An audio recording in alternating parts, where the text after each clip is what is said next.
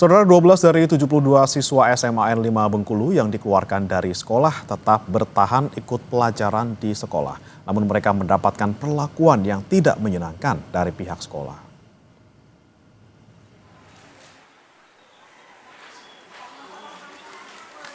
Meski telah dikeluarkan dari sekolah, 12 dari 72 siswa yang dikeluarkan dari SMA Negeri 5 Bengkulu masih menuntut hak mereka untuk kembali bersekolah.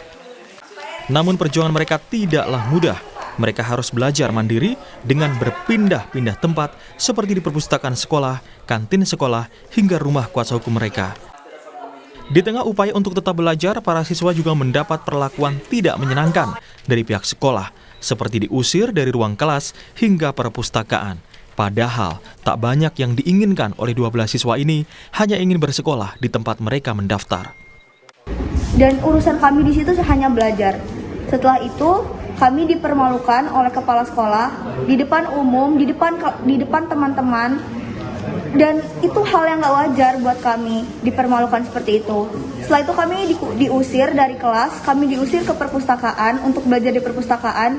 Setelah di perpustakaan, kami diusir secara halus oleh pihak perpustakaan dan sehingga kami belajar di kantin. Kami dipermalukan di halayak ramai.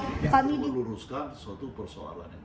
Kepala SMA Negeri 5 Bengkulu, Bihanudin mengaku saat itu ia telah meminta operator SPMB untuk melakukan proses daftar ulang kepada 432 siswa yang diterima sesuai jumlah data pokok pendidikan.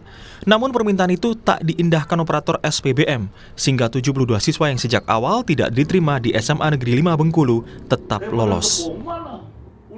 Di waktu penerimaan mereka mendaftar secara resmi itu, status mereka ini tidak diterima.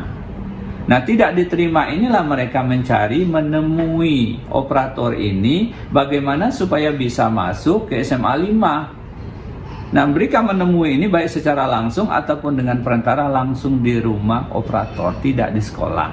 Nah, kalau mereka mengatakan bahwasanya mereka itu diterima secara resmi di SMA 5, itu nonsen.